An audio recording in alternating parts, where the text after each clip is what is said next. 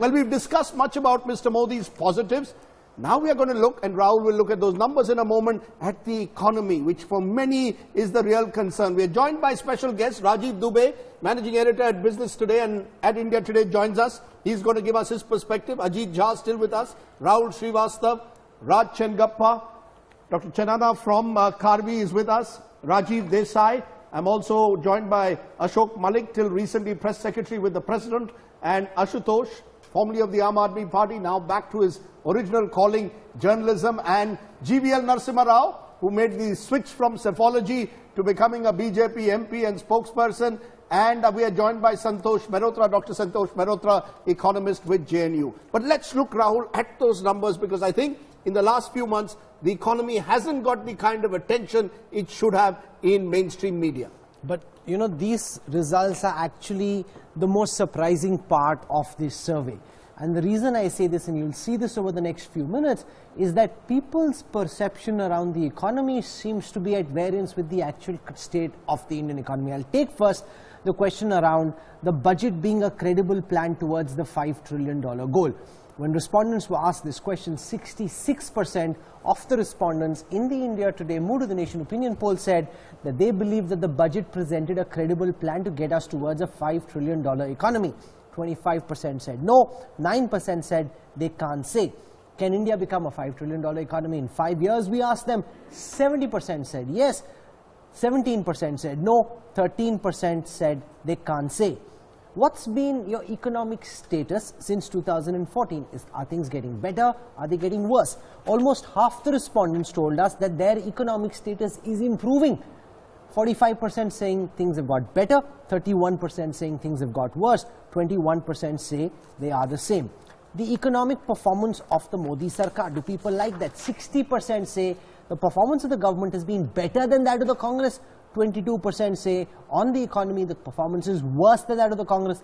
11% say it's the same as the Congress. This, Rajdeep, is very intriguing, because if you look at the raw data which tells you manufacturing output, when you look actually at how the automobile sector is doing, job creation, it's a royal mess. People seem to say, balle balle, everything's great. Modi is enjoying the second honeymoon of her life. Most of us struggle to get one honeymoon in our lives. Modi is enjoying the two. First one never finished. It's the longest honeymoon of all time. It's the longest honeymoon, you know, and this is where this is where the dream comes in. Modi is a great dream merchant, and he sold the dream of 5 trillion economy. And people are willing to give him a chance because they trust Modi. It's the trust factor. But Rajdeep, it has to be more. We have to get deep. No, sir. People are trusting Mr. On Modi. Pakistan, I particularly, beyond a point, if I'm a typical voter, don't care. But if you ask me, is my economic status, Ashok Malik, getting better? And 45% say yes. You can't lie about that. There are two things here. It's not just a dream merchant. Are there problems on the economy? Of course there are, to be sure, absolutely. But there are two things on which Modi has delivered so far. And we have to see what he does going ahead.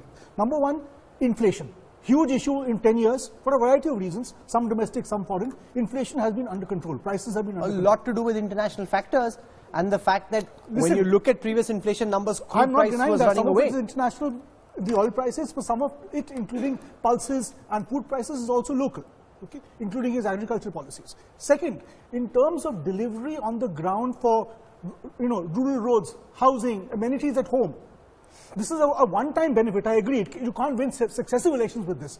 But people have seen tangible changes. So, either Rajiv Dubey, you are living in a different universe to where... No problem. The problem is because, as someone who tracks the economy, every day I meet you in the office, you say things are looking bad.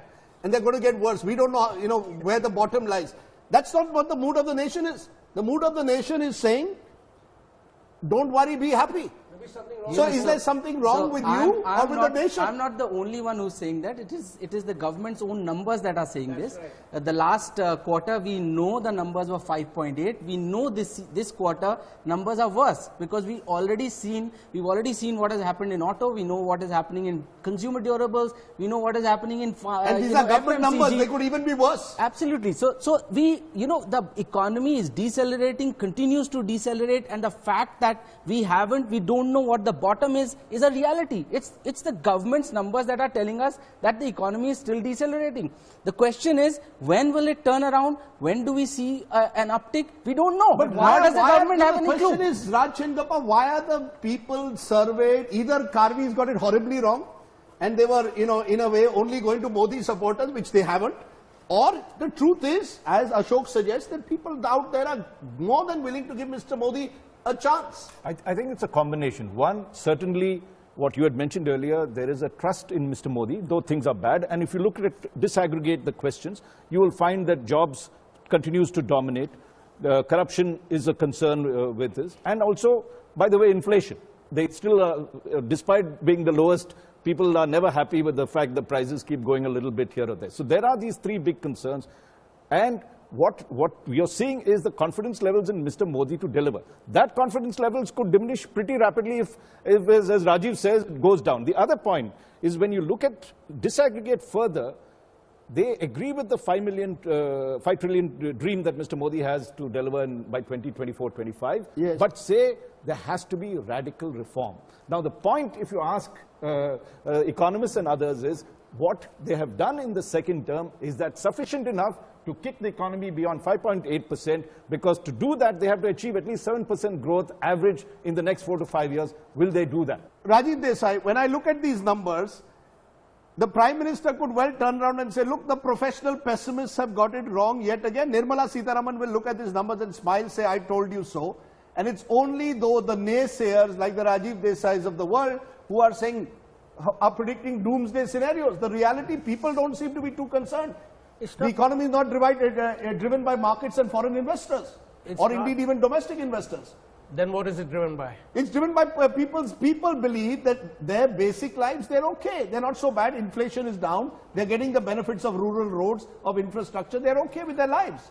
Well, actually, the fact of the matter is it's not a matter of opinion, as Mr. Dubey has pointed out. It's a fact that the economy is sinking. It's a fact that people are jobless. And it's a fact that it's going to get more and more challenging as time goes by. And the complaint is that nobody seems to have a plan for it. All they have is a propaganda item to address the issue. No specific policies to deal with the auto sector. No specific policy. Interesting observation in this number is that when you talk of what do you think of the economic performance of the BJP government, the last time it was at 60 was January of 2017. Just after demo. Right after months after demo. So that was a time when everybody was happy that the rich were being, were being harmed or were being. So is it some kind of visceral pleasure that that this is showing? But it's not. Can I make one point which I think is very illustrative, which is when you ask people, has your own economic status changed for the better, and half say yes, which means people think, Dikshit, that their lives are getting better. You can't get them to lie about that. They like the rich being taxed, they like the rich being sent to jail. That is a different matter. They won't say that their lives are getting better if they're not. And your poll went across a cross-section, right? No, did you sense among the more affluent classes a concern over the economy and much greater support among the lower income groups? What did you sense? So when we talk about economic status, it also talk about your homes. Yes. The lower segment of people are getting homes under the Prime Minister Awas Yojana. It's also talk about Ujjwala scheme, gas cylinders. It's also talk about the better electricity. So overall, there is a sense that our status in the life status is improving. So this is, sometimes. So they do not have these numbers of autos. Back again to January 17. January 17, 53% people said that their status was better. So are we now saying that their status has worsened from 53 to 45% now saying, this is really that 53% in January 17 was a very It was an inflection point. Can I talk about that? I come back to this, Professor Mehrotra. Are the professional pessimists not recognizing what Mr. Modi says is the real state of the economy, that don't judge the economy by what's happening in the markets, how foreign investors feel, judge it by how the Aam Aadmi feels at the bottom of the pyramid. Those who are getting the benefits of schemes, government schemes like Ujjwala.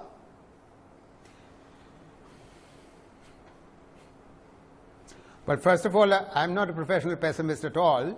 I think there is hope for the Indian economy, but the more important point really, Rajdeep, is the following, that you are doing this survey literally within 2 months of the results of an election in which the government has won an overwhelming majority. So it's not as though suddenly the mood of the nation and the mood of the people is going to change. So that's all that's happening. As far as the budget, getting 66% people feeling that it's credible, how many people really genuinely understand the budget? The fact of the matter is that, people don't know and don't understand, and many professional economists also haven't fully grasped it, that there is a silent fiscal crisis.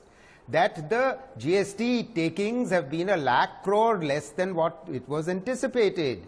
You see, so, perceptions may be fine. After all, perceptions were exactly what led to the result that we got. So, the fact of the matter is that if inflation is low, inflation is partly low because oil prices fell, but more importantly, inflation is low because wages are not rising. For the last 6 years, we've done this.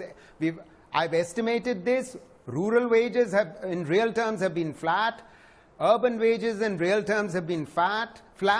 Corporate salaries have remained flat. They have not increased.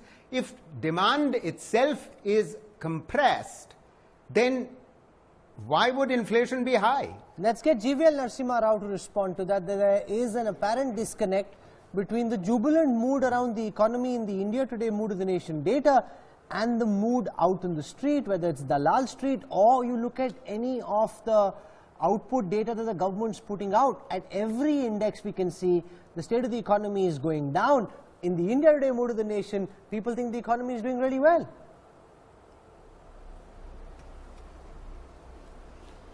No, Rahul, the problem is every pessimist, professional pessimist as Rajdeep calls them, I think sees data from a particular prism. They want to present what they see in isolation.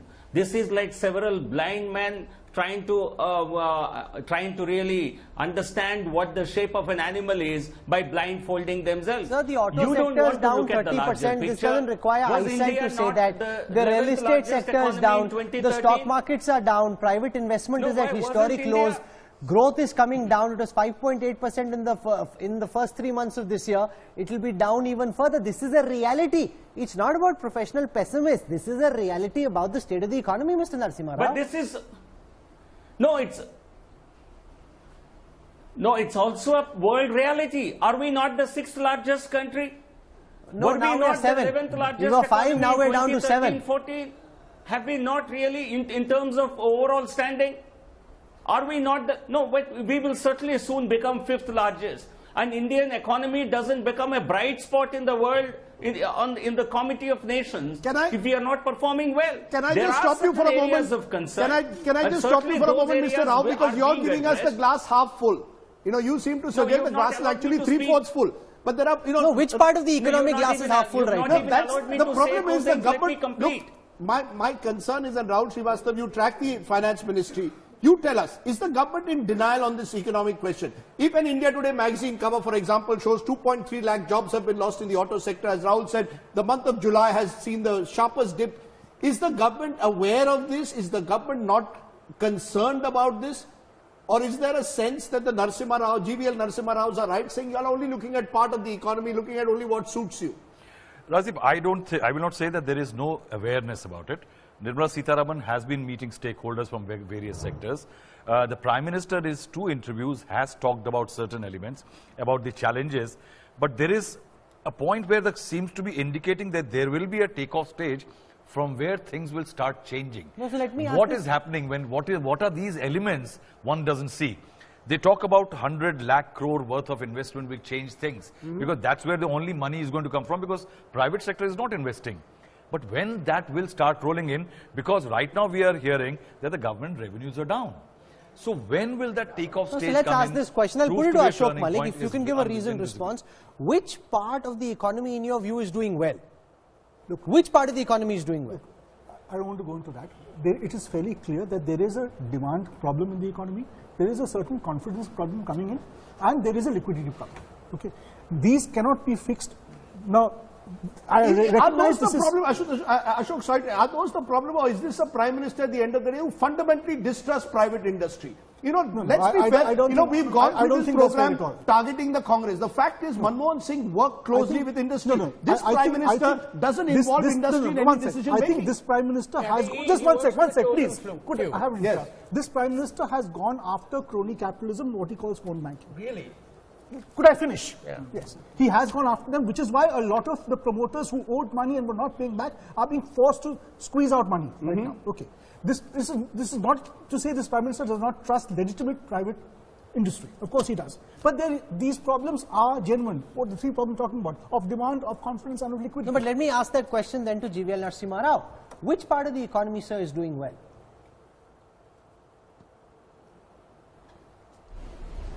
No, are you saying that without any part of the economy doing well, we are still growing at 6.5%, 7%? It's a very simple question. Which sector of the economy, please back it with some data, is doing really well, sir? Certainly, service. No, service sector. No, let me tell you, service sector is doing quite well. And only the manufacturing sector, we have had certain difficulties. And that certainly, one was a lack of credit, affordable credit. And now that you have had successive rate cuts, certainly we hope this will pick up. Because you have to only create conducive conditions for the industry to invest. You know what you hope about that, we leave aside for the time being. I'm asking you a very straight direct question. Even if you say services, please name within services the particular type of service that you think is doing well. It's a very simple question, sir. No, overall service sector is doing very well. And that is okay, I'm going to get Rajiv Dubey to respond. First, let him speak telecom. You take telecom. Look at the losses in telecom. You take banking. Look at the losses in banking. You know, the problem that I see is that the government is trying to put the cart before the horse. To assume that private investment will come before consumption kicks off is like living in a dream world. It's never going to happen. No, Rajiv Dubey, respond to GVL. Do you believe there are elements in the service sector that are doing well? No, telecom. It's in terrible shape. Look at financial services. Look at banking. I mean, can I just ask this question, which is often not asked? Is it true that 2016, the inflection point which gave Mr. Modi the big bump in our mood of the nation in January 2017, demonetization, came at the wrong time, hit the economy? We are now 3 years later. We've seen the global headwinds are no longer with us. You are now faced with, difficulties on the global front, and domestically, what you did in 2016 is starting to hit you all these years. That's what business keeps telling me, that we are still suffering from what happened in November. So I'm just wondering, just a minute, Mr. Modi got his politics right, Ajit Jha. He got the elections right, but the economy has never been, he was lucky in his first 3 years, luck has run out. Actually, now he's got to work at it. In fact, I would argue the other way around, Rajdeep. If you look at agriculture, where 70% of our voters are sitting right there, between 2014 and 2016, you had negative growth rate in agriculture. Today, agriculture is not bouncing up, but the average is 2.9. It used to be minus 1.2. In the first year, second year was 1.2. So I'm not saying agriculture is great, but agriculture has improved. Especially also programs like PM Kisan. PM Kisan has put in a lot of money into agriculture. Ajit, I see. Various other Prime Minister. Let me finish. 1.5 crore houses for the rural poor. People who have got houses for the first time in their life, for them the economy is doing great. That's a different thing. But Ajit, in the month of Jan March, agriculture is growing 0.1%. At the same time, but when you ask question, Rahul, it's a subjective perception. Okay, let me pose this to Professor Mehrotra. Professor Mehrotra, we say the Prime Minister hasn't kick-started enough reform. However, there's the Labour Code that's come in, and many believe that a lot of the reform must start with Labour. If you remember, in his first term, he tried it with land, didn't quite work, there was a backlash. This time, he's trying to get everyone together on Labour. The government is committing to disinvestment targets. Do you see that Mr. Modi in this second term is going to focus more in the next 6 months, perhaps, or next 12 months on the economy? Is that going to have to become priority, not what's happening in Kashmir necessarily, but what's happening on the economy? Do you see that happening now? Do you see a shift? Well, Well, I hope so. There is no choice in the matter, honestly, because there's not just a cyclical downturn here. I think there is a structural crisis. Now, someone was talking about, I don't know who it was because I can't see everyone. Someone was saying that agriculture has bounced back after 2 drought years in 14 and 15. Yes, it is true that it bounced. It was beginning to bounce back in 2016, but that's when demonetization came. So the point about agriculture improving in the last 2 years of the 5-year term of the government is simply a base effect. You know, the average growth rate of agriculture over the entire 5-year period was only 2.7%.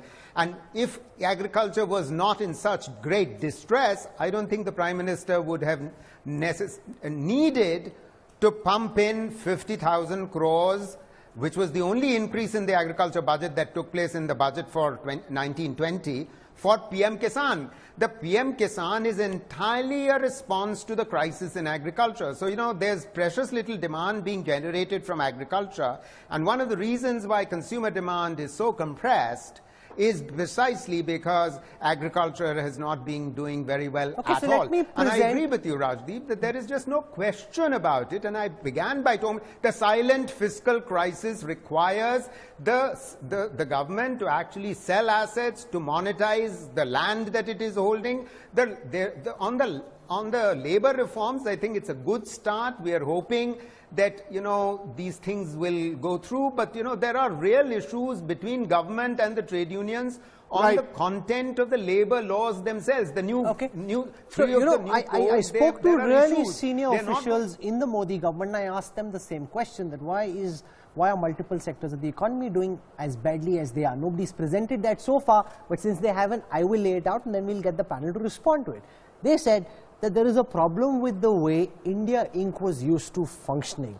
They were used to their loans getting evergreen, they were used to making calls, banks just giving them another loan. That's an old style of functioning, Ashok Malik. The government's best defense really in this case is that we have changed that chalta hai attitude where industrialists could bully bankers, get their loans evergreen, which is why there's a structural shift taking place in how the economy operates. We are changing and re-engineering the DNA of the economy. This is the government's best defense, frankly. While that may be true, and that is true, I think that attempt is being made. The fact is, it's been going on for almost 6 years now. So the tunnel needs a light at the end of it. See, you see, but since Rahul is talking to the government official, let me tell you what the industry is saying. Industry is saying the bureaucrats are telling us how to run industry. People who've never run a company in their lives, who've been joint secretaries in the Department of Animal Husbandry, suddenly come into the Department of Industry and tell us how but it's always been like that. No, but the difference is, Dr. Manmohan Singh, who we've attacked the Congress, he had a team. Let's be fair to them. He had a team that worked closely with industry. Now we have a team, which is the committee on which you've got industry fully involved. Who are the MSMEs? You know, I just wonder whether I come back to it. Rajiv, correct me if I'm wrong. The mood in industry that I sense is that this government believes hum sab chor hai. The first thing that a bureaucrat tells me, look at the tax terrorism that's being practiced in the name. It is. There is tax terrorism. You see, some of the most. When he says that only 15 people are close to Modi. No. Why do you doubt this for a moment?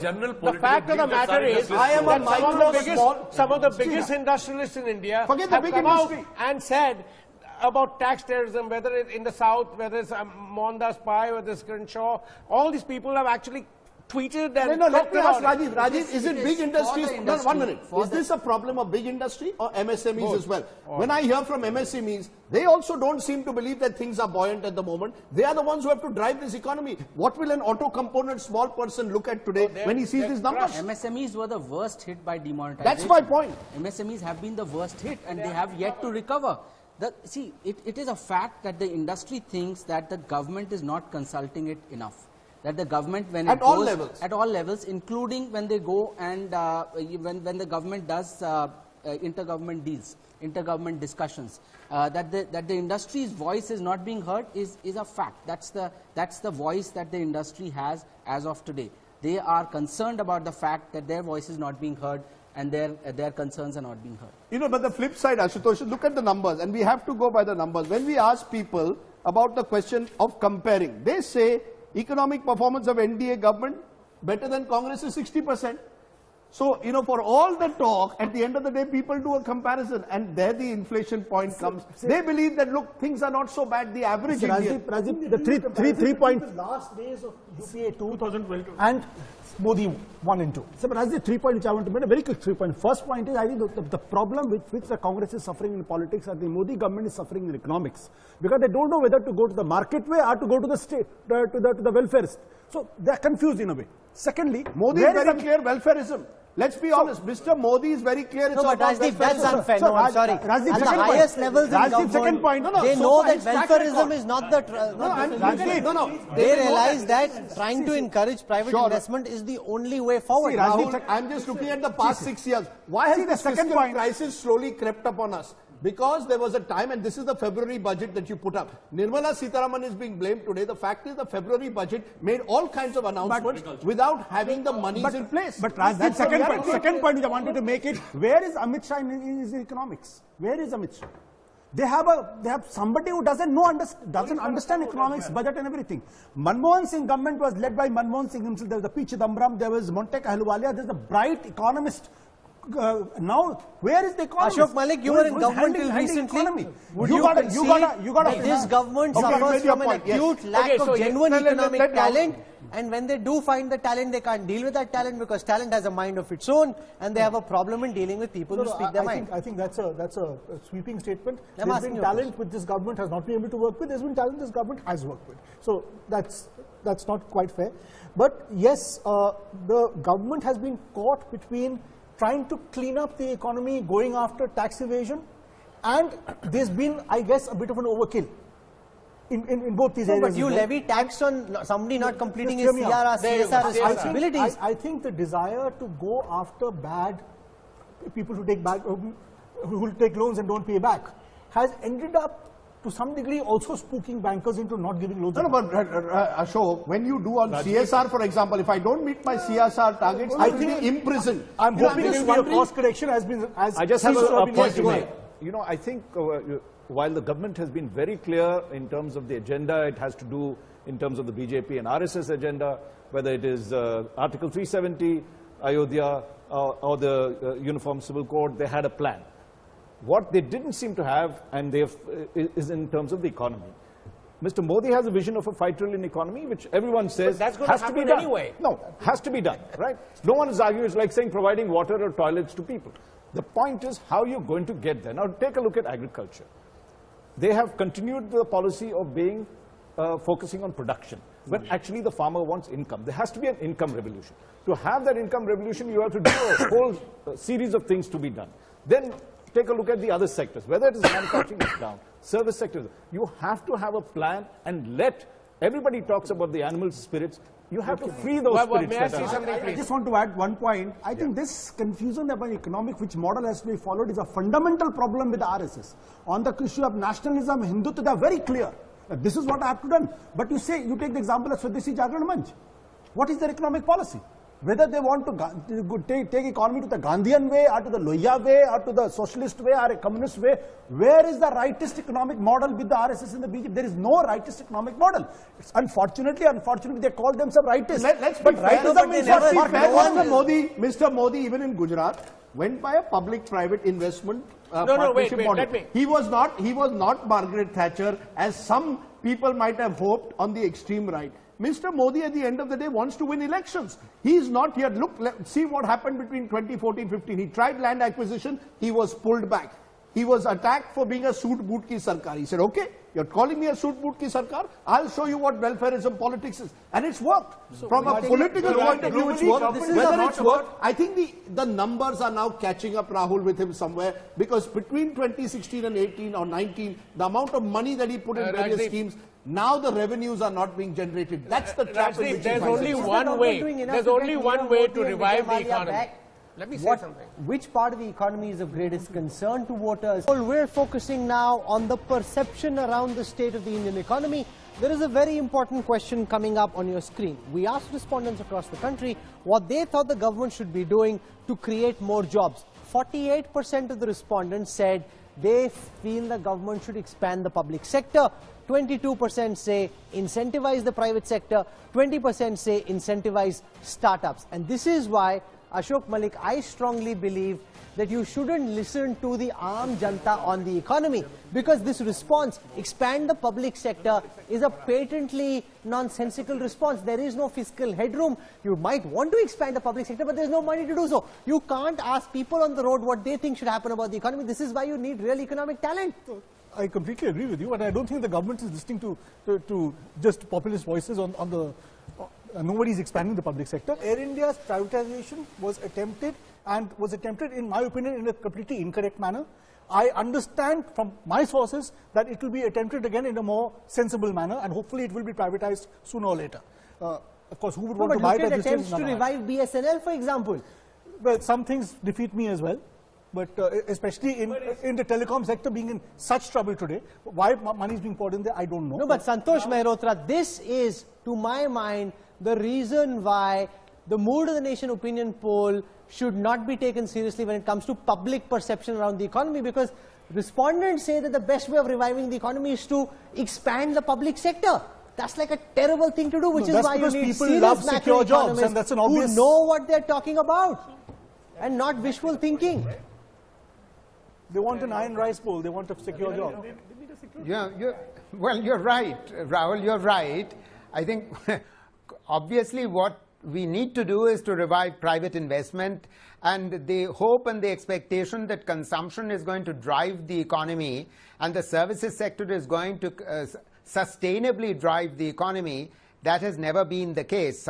Services by definition are servicing some production. In other words, you need sustained output growth of agricultural produce, of manufacturing, of construction, etc. So anyway, private investment, how do we get that going? I think without acting on the banks, without reforming the banks, the capitalization of the banks is not a very good thing at all.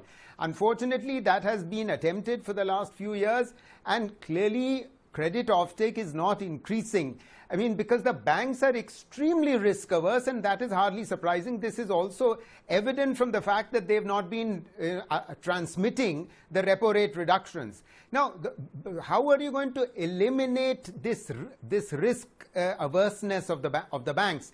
I think we have to build capacity in the banks. We have to reduce the government's ownership significantly. That will allow resources to be mobilized, which would then be plowed back into the banking sector to enable them to begin to lend, to have the confidence to lend. Ashok Malik, we have seen with Article 370, the government took a big risk. When you decide to abrogate 370, you have absolutely no idea about what will ultimately happen. You're going in blind. You're hoping for the best, but you're going in blind.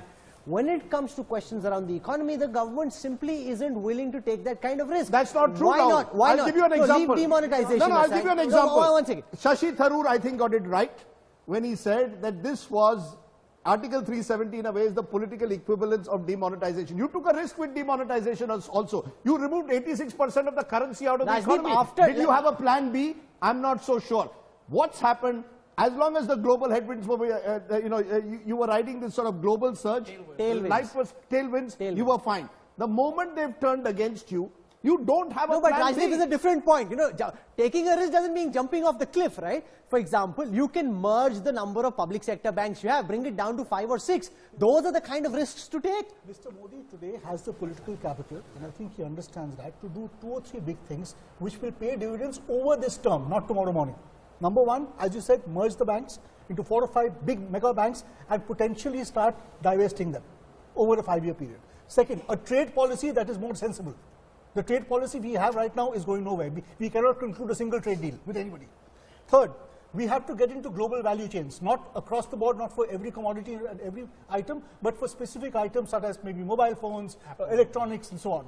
So manufacturing in key areas has to come in a globally competitive way, because services alone, as Santosh Mehrotra said, is not going to satisfy this $5 trillion economy dream. My thing is, when you look at these numbers, and you can put us that graphic, which issue concerns you the most? Let's take that on the screen. Take a look at that, because I think that shows the disjunction between the government's view of the economy and what is the reality on the ground. Okay, so we asked respondents in the India Today Mood of the Nation opinion poll, which economic issue is of the greatest concern to them. 35% of the respondents said unemployment is the #1 concern, 16% said it was farmers' distress, 11% said it's corruption. So corruption is down to 11%, there's price rise at 10%, the economic slowdown is at 9%. And this again comes back to the same point that I was making, Rajiv Dubey, that the Aam Aadmi simply doesn't understand enough economics to be able to come up with a cogent response to this. The economic slowdown is of concern only to 9% of the respondents. Obviously, they're more worried about unemployment. Before you go to Rajiv, let me just, and he can then take that on. Most surveys, and you can correct me if I'm wrong, always put price rise at the top. If you saw the 5 years of UPA 2, price rise would be #1. What is #1 and 2, and this was also true of January Mood of the Nation, farmers' distress and unemployment. These problems haven't gone away. There's an election victory. Mr. Modi's won a big election victory. But the problems of unemployment and farmer distress have not gone away. It may be an opportunity for the opposition, but also an opportunity for Mr. Modi. He's got to turn around the situation. All the promises he made in 2014. You know, frankly, there is a huge disconnect between what the reality on the ground is, what is required in the economy right now, and what the government thinks is required. Government thinks private investment will come irrespective of whether consumption takes off or not, whether this gap between capacity utilization and unutilized capacity is filled or not. Government believes, and government has wasted 2 quarters. 2 quarters have been wasted waiting for that private investment. It's not going to happen. Unless the capacity utilization is full up, in fact, unless it is about 90% now, nobody is going to come and invest. So that is a reality that the government has to take cognizance of. And for that, it's important that consumption is driven at this point in time. To drive consumption, what we require is to leave more disposable income in the hands of individuals and more investable surplus in the hands of businesses. That's the only way to drive consumption. Why is there so little economic risk-taking appetite in this government? Ashok Malik. I think the first 5 years was spent in, as I said, cleanup. That became a focus, maybe a bit of an over-focus, but became a focus, and in providing infrastructure and amenities at the bottom of the pyramid. That took them where it did in the first 5 years. The second 5 years needs risk-taking and needs a wider agenda. No, given the fact that Mr. Modi has this phenomenal majority, and he has taken big risks in Kashmir, for instance. He has moved with Article 370. Why hasn't he taken the same risks in the economy? Now, I'm taking one particular sector, railways. Why haven't you privatized routes when our own poll shows that 64% say they're willing for railways to, they should privatize those routes?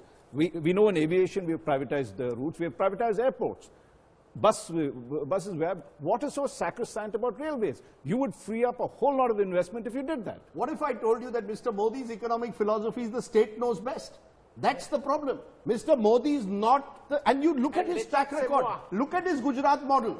It is not about believing that there is no discipline. This is not correct. No, my point Some of India's best minds on economics. One second. Led by public sector investment. So I'm making a different point. I'm saying that the Prime Minister very frequently has discussions with groups of economists. Yes. And some of the biggest money managers, some of the sharpest economists in this country, probably in the world, people you know as well, say that he has very well-formed views on private capital formation. It's not as if he doesn't have the broad concepts, right? It's about the ability to get things done on the economy, where as of now we're seeing a real problem. I have to go by 16 years or 17 years now of Mr. Modi, and I'm including both Gujarat and Delhi. Correct. If you look at it, he has focused through private sector-driven infrastructure projects with public sector playing a supporting role. That's been the role. And in Gujarat, it was easier because you had a robust private sector as well as a public sector which had been well formed. Nationally, you have a far more complicated economy, particularly with MSMEs bleeding post-2016. No, I'm just thinking, I think Mr. Modi, to answer Raj's question, which I think is a great one, why doesn't he take the same risks? I think he thought about it and then pulled back at some stage because he thought the political capital has to be invested in other areas, not in the economy. And I think now 6 years, after being Prime Minister, I think he should be more secure. He knows he's the Prime Minister possibly for 4, even 9 years. I think this is the time. If he doesn't do it now, In the first term, it's about re-election. Now there's no re-election, the opposition is finished. So I think he's been insecure when it comes to economic questions, unlike on political or other questions. Yes. I'd asked an aide of his, Yes. why doesn't he make these big bang announcements? Yes. And his answer is very interesting. He says the Prime Minister believes more in a stable reform with direction rather than disruption without direction. You know, he wants, I think in some senses, if you translate that, he believes that you need to clean up a lot of things, a lot of incremental stuff that had been the backlog of that, so he's cleaning that up, rather than go out and try and do the, you know, get the headlines that is you there. don't like disruption if Because you give us he did demonetization. I mean, that's the single biggest disruption. No, Isn't let it? me The be problem fair. here, No, one you know, second. when you say, Ashok Malik, the when you say problem, risk-taking, one good, look, halfway through his term, he came up with GST. You know, GST was also a tough call to take at the time. Because, you know, there was a Gujarat election coming, you knew it had a large trader community. I agree that Mr. Modi is, I believe Mr. Modi fundamentally is a risk taker. But he's like a good Gujarati, also looks at the balance sheet. And the balance sheet has told him at the moment possibly that, look, I don't need to do too much of reform every 1 month. Let's do it gradually. Let's do it step by there step. is a difference. Those who manage money, Ashok Malik, are driven not by rhetoric. You know, you can sway voters with rhetoric. For those who are investing their money, they want to see real action and not talk. And that talk is not coming through right now. You know, it's a bit of yes and no. The point is, when Rajdeep says he does not take risk. No, I said he takes risks, but he doesn't take the kind of risks that require a monthly sort of, you know, disruption. He wants to do it at his own pace. He wants to do it at his own pace, own time. This is a man who raised oil prices in the middle of the UP election campaign. Yes. Okay. The Congress didn't do that in the last UP election campaign. Conceded. 12 or 12, sorry. So, as I said, the first 5 years was spent in delivering infrastructure at the bottom of the pyramid. These are once in a generation, whether it's rural roads, rural housing, housing for all Indians. These are once in a generation, in some cases, once forever investments. This will give the government fiscal space by 2021, 2022. I'm not saying we have to wait till then for the economy to revive. No, so this is welfareism. But That's my point. But welfareism, Where is your you can call economic... it 1 minute. You can call it welfareism, but giving this infrastructure at the bottom of the pyramid will also create a demand of its own. It will generate demand. It will deepen India's demand. Okay, let me come and Ashutosh respond to this. This is the final graphic we have, which I thought is fascinating, because this perhaps tells the Modi story, the trust factor. Has the government done enough to bring Vijay Mallya and Nirav Modi back? And this is what the survey, Mood of the Nation says. 61% say yes, 27% say no, can't say is 12. At the end of the day, it again boils down to trust. We can debate, argue whether the Prime Minister is taking risks, not doing enough. People out there are saying he's trying his best. And I think that, right. And therefore they are willing to give him the chance. And that's where the change comes in. And therefore he also believes that I'm building a relationship which is not, I'm not a 5-year Prime Minister, I'm here for 15 years.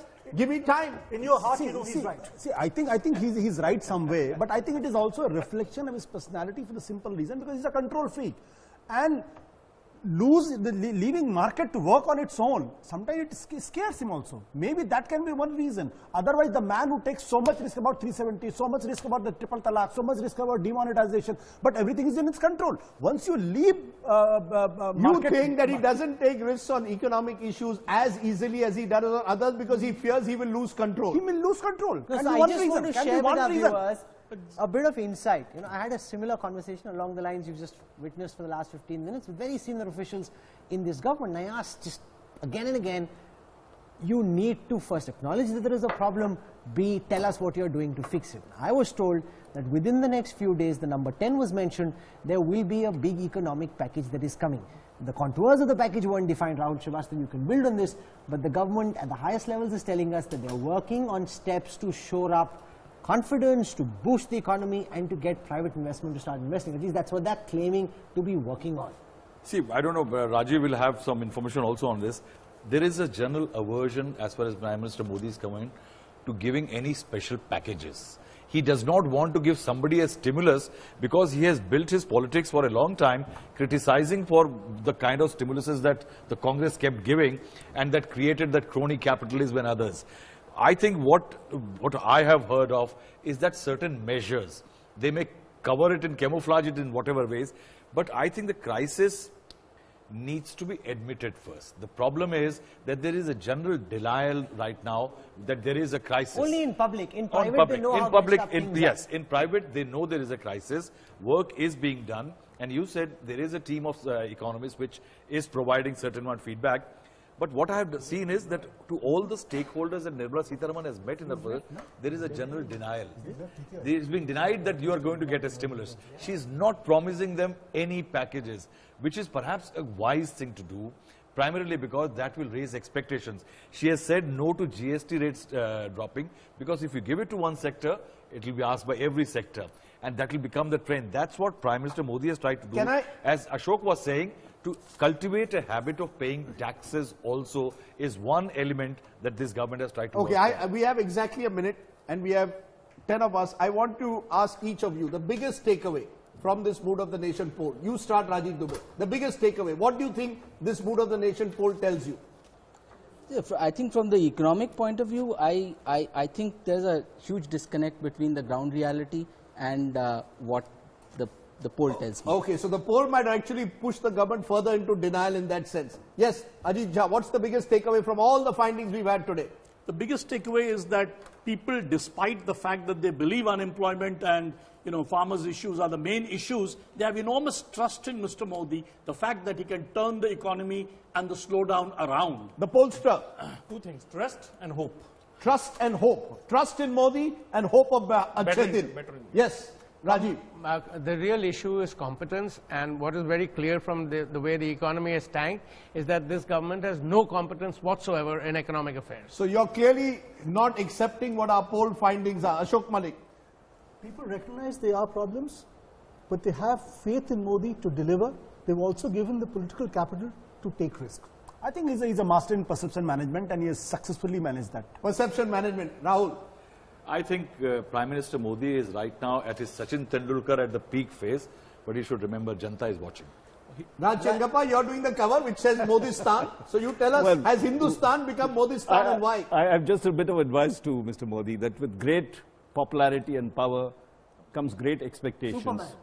Great expectations. With that comes great accountability. And I have a rocket analogy, if he doesn't watch it, because there's a danger as you get to great power, extreme power, you tend to get authoritarian, you are ruled by a clique, you don't listen to others, you don't have senior cabinet colleagues. And in rocketry, if you look at it, you need both the drag, and also don't intimidate the media too much. You need both a drag and a lift. You need a drag and a lift. Without the drag, when it takes off, a rocket takes off, the drag of gravity is there. If it ignored that, it will tumble. So you have to take the drag to correct your flight path and reach the kind of balance that you need to soar to the heights. And that's a big lesson for Mr. Modi. Well done. That's why we call him Rocket Man. Rajdeep, your final take. Biggest take. I'm only going to ask the questions I thought today. No, look, age of Modi. We are in the age of Modi, good, bad and ugly. We've got to, there was the Indira age, there was the Nehruvian age. I think we should call it the age of Moditva. I like to use that word because that combines, in a sense, the personality of Modi with the ideology of Modi. And you've got to live with the man over the next 4 years. Good, bad, ugly. Huh? It's a Modi mein Bharat. Modi mein Bharat. We said India is Indira, Indira is India. We might as well say, at least today, this poll is suggesting, for now, this is a country with one supreme leader. Amit Shah, of course, is unquestioned the number 2, but I think this poll shows the trust and hope that Mr. Modi will generate in this new India idea of his. What the poll does show is there's the longest honeymoon, and as long as he can keep his partner happy, which is the voters, I mean, who else? Everybody else, Mia Bibi, Razi, then Qazi can, all the pundits can stay here and say whatever it is that they will.